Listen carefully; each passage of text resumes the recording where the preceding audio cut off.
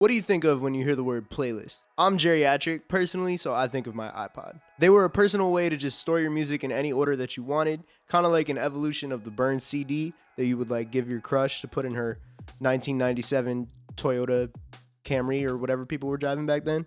Today, when we think of playlists, it's kind of like the new radio. There are some big playlists on every streaming service that help funnel new music, or like mostly new music, into little categories to help the listener find what they're looking for. Vibes, moods, genres, all of it can be boiled down into little playlists. You want the best 90s butt rock, the hardest Memphis rap, Polish jazz fusion. There's probably a playlist for you. And this seems like a great thing for the listener, right? I mean, how could it not be? You can discover new music by any category that you want to search for, instead of just being force-fed songs by the radio, which is how it used to be. Or you would walk into Best Buy and just buy a CD because you like the cover, and then you'd have to sit through like 14 songs without even really knowing if you were gonna like it or not. You can even reconnect with older songs that you loved before the streaming era through playlists. And if you don't want to listen to a playlist, you don't have to. I mean, the playlist just seems to be like such a listener-friendly concept. What about for the artists? I think in the grand scheme of things, playlists are a great thing for artists too. They can help introduce your songs to a whole new audience. And if a playlist is well curated,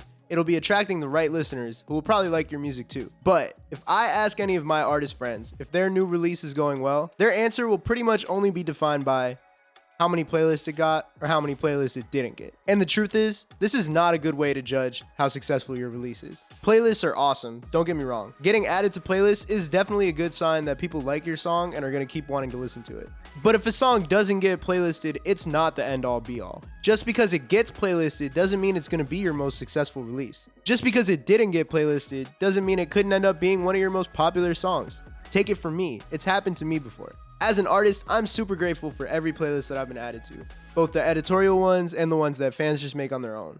But I know a lot of artists, especially maybe newer ones or younger ones, are probably wondering like, what's it like when you actually get added to one? So I came here with data, cold, hard facts. My goal is for any artist who watches this to come away with like a healthier and more realistic attitude towards playlisting. And for people who aren't artists, I think this could be a cool way to just get a little insight into what's going on with putting out music these days. So let's start with a little history. Playlists started to rise in popularity naturally as streaming services did. On top of people making their own playlists and sharing them, the Spotifys and Apple Musics and Titles of the world started curating their own. And at the beginning, this was an awesome and unprecedented tool for an independent artist. All of a sudden, you could have your music just in front of millions of people just because someone at the Spotify office dragged that song into a playlist. Artists were able to start building their own fan bases off of this kind of reach. Playlists like Rap Caviar, Fresh Finds, Pollen, Lorem began reaching the psyche of both artists and listeners. Rap Caviar is a brand of its own at this point. It's got its own show on Hulu. And soon after this,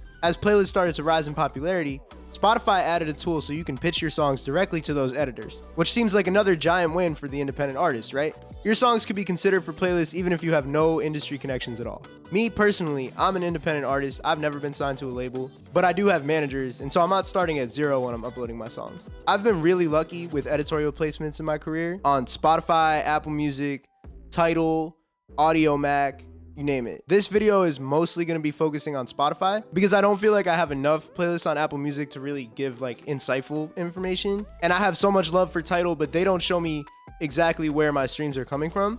So I can't see exactly how many streams a playlist got me. So it's hard for me to like use that data in this video. Hopefully one day I can come back and maybe talk about them more. Spotify has given me a lot of data to work with, and they've also given me a lot of data to help show artists why you shouldn't worry too much about these things. I'm gonna break it down into little reasons to make it a little easier. Reason number one, they don't give you that many plays. So I got on my first playlist in late 2018. My song HADJI got on this one called Feel Good Dinner. I had never heard of it before. I did not know what to expect. The song got 12,000 plays from that playlist in just 6 days, which is crazy. I had no idea what to expect at that time because I'd only been putting out music for a couple months. If every playlist was getting you 12,000 streams in 6 days, I think this video would look a lot different. But things have changed. Spotify over the years has been expanding their editorial offerings, and a great article by Music Tomorrow that I found from 2022 says they have over 5,000 editorial playlists now. With that many options to choose from, it's surely diluting the number of streams each playlist is getting their songs. There's only so many listeners. Now you have so many specific different vibes you can pick. Instead of Feel Good Dinner, there might be like a feel okay dinner, or like a, yo, this is the worst dinner of my life, depressed dinner. Like there's so many playlists you can pick from, like drainer lunch, like hyperpop breakfast. So with the exception of some of those big heavy hitter playlists, not all of them are going to be getting you 1 billion streams. I can even see how playlists have changed over the years. For example, I've been on this playlist called Anti-Pop a few times. The first time I was on Anti-Pop was in 2020, and I have a song on Anti-Pop right now. So we can take a look at how those numbers have changed over the years. So my song 4049 Spruce got on Anti-Pop in 2020. It got over 100,000 of its streams from the Anti-Pop playlist alone. I don't remember exactly how long it was on the playlist for, but it wasn't for that long.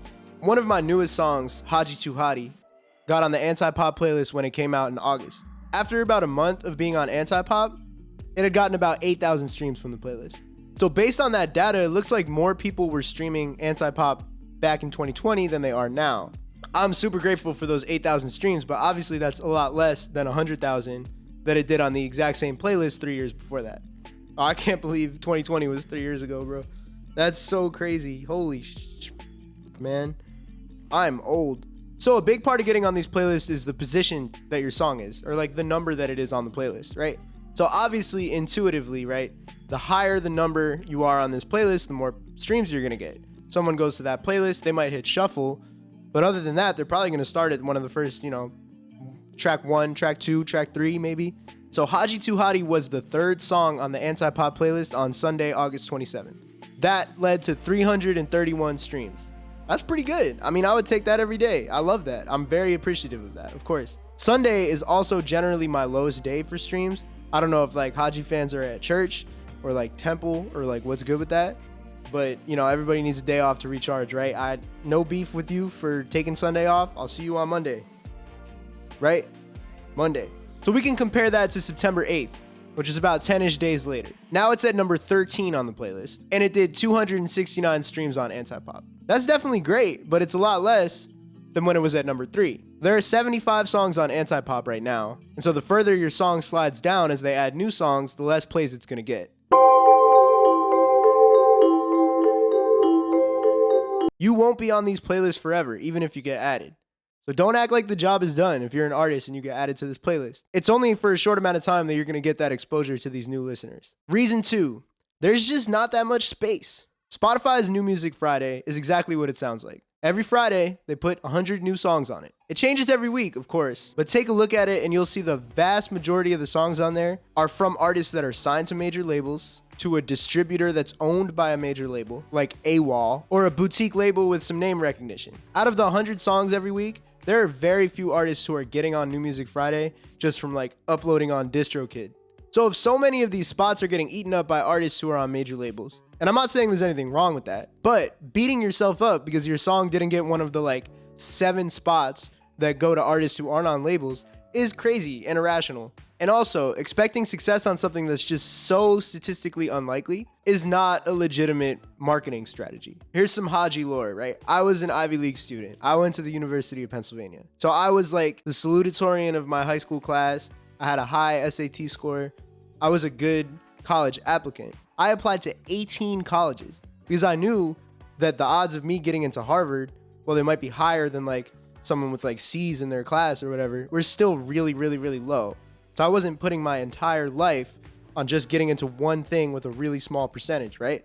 So if you're an artist and you're dropping a song and you're expecting it to get on this playlist where like 7 songs that aren't signed to labels are going to be on every week, and you're like really disappointed when it doesn't happen, I mean, like, you're just setting yourself up for disappointment. That's something that's so unlikely. And it's also not something that you necessarily need as an artist.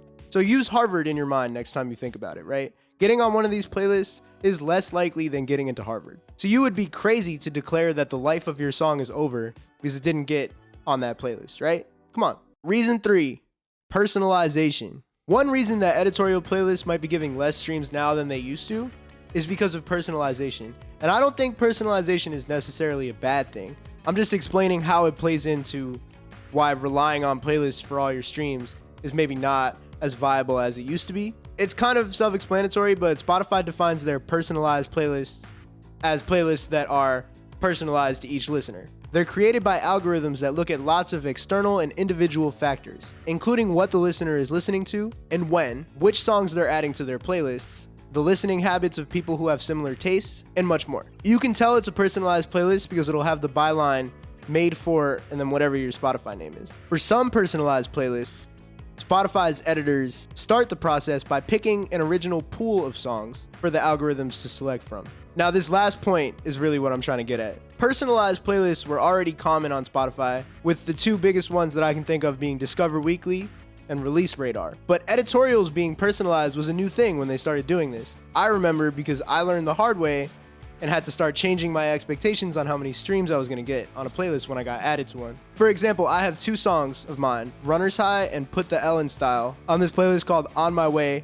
or OMW. I feel like I just auto-corrected it like Apple does. This means they're in the pool of songs for people who listen to the OMW playlist. Not everyone's OMW playlist is gonna have Runner's High, or Put the L in Style, or either of them.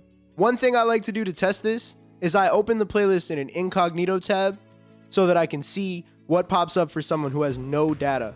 Because a lot of times my songs don't pop up in the personalized playlist for me because I don't really stream my own music that much. But maybe other people are getting it.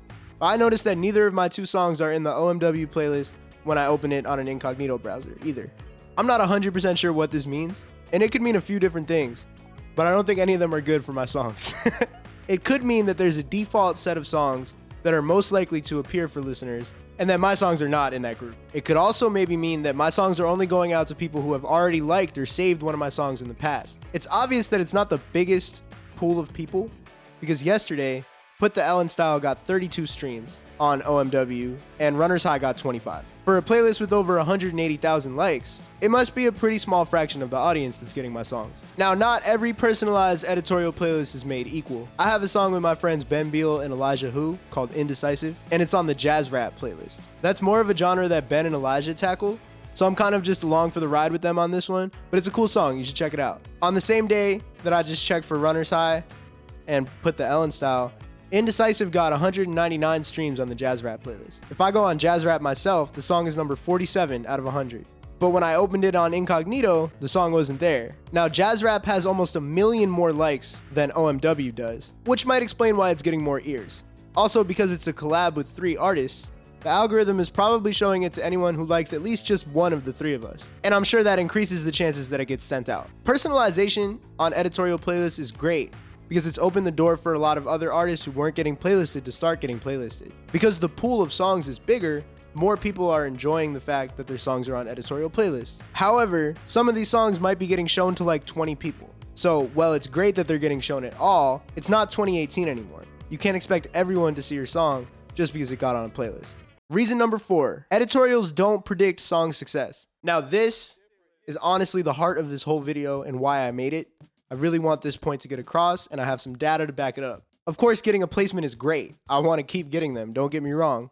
But the reason I'm making this video is to show artists that playlists don't change your life overnight. 331 streams a day is not going to feed your family, and it's not going to pay your rent, especially if you live in New York like me or in LA or something like that.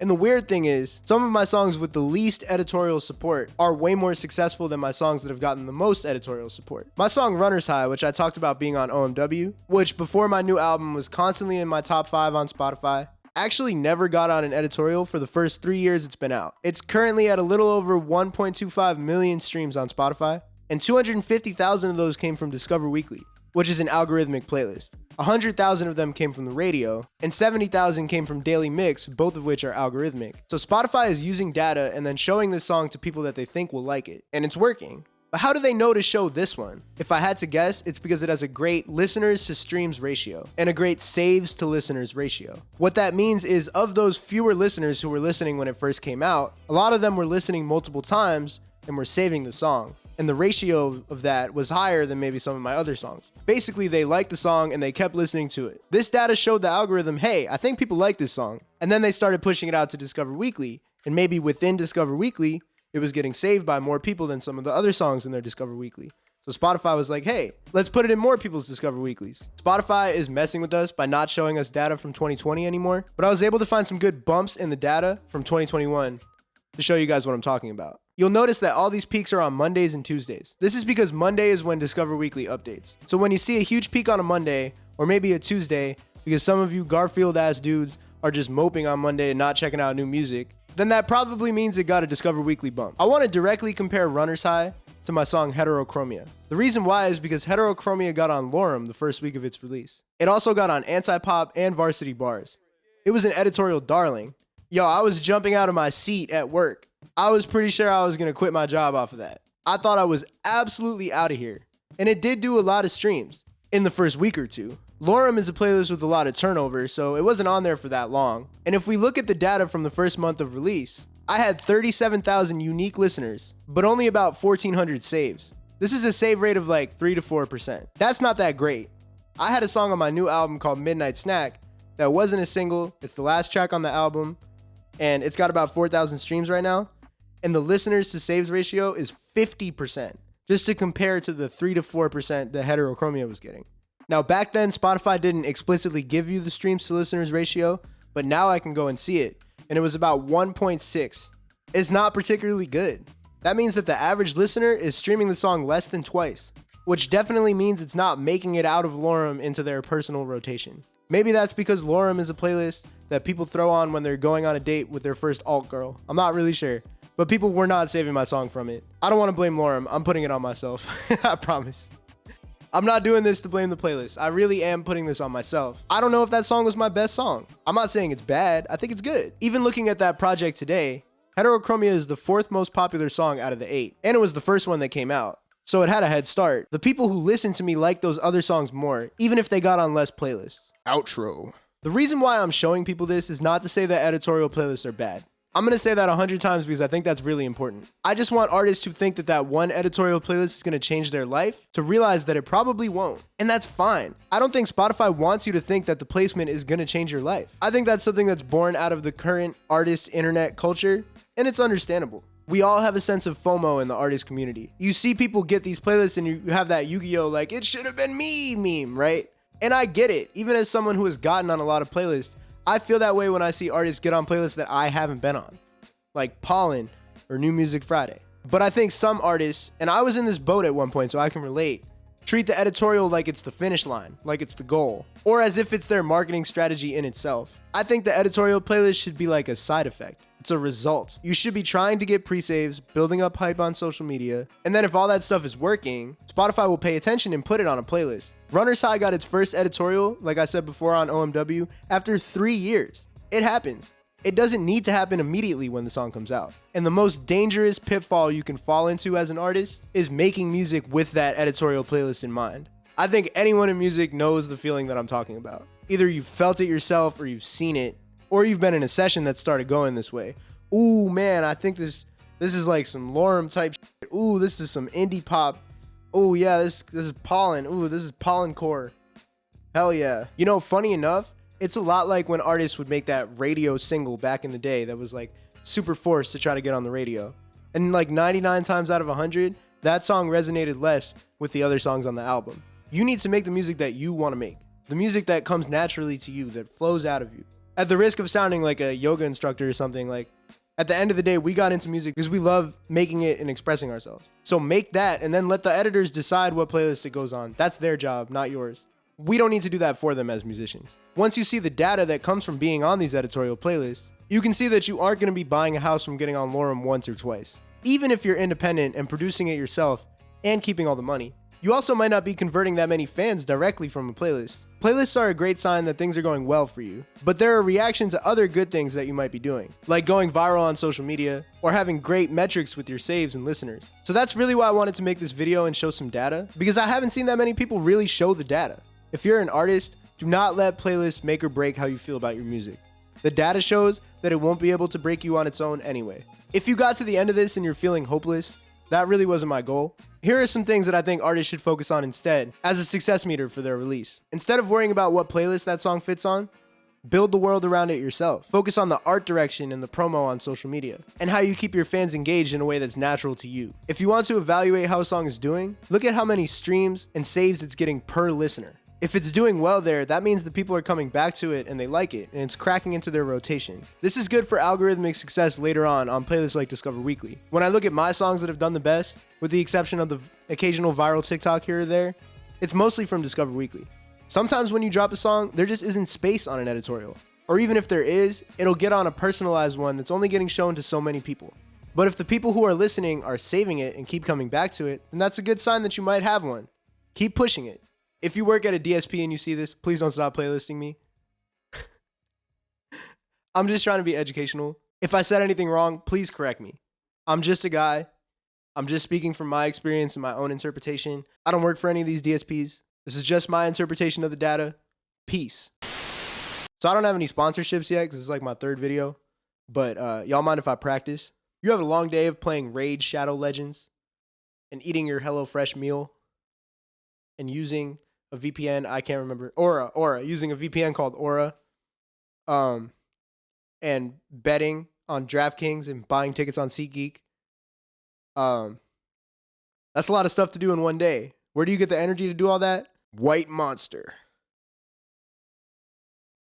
It probably doesn't make you infertile.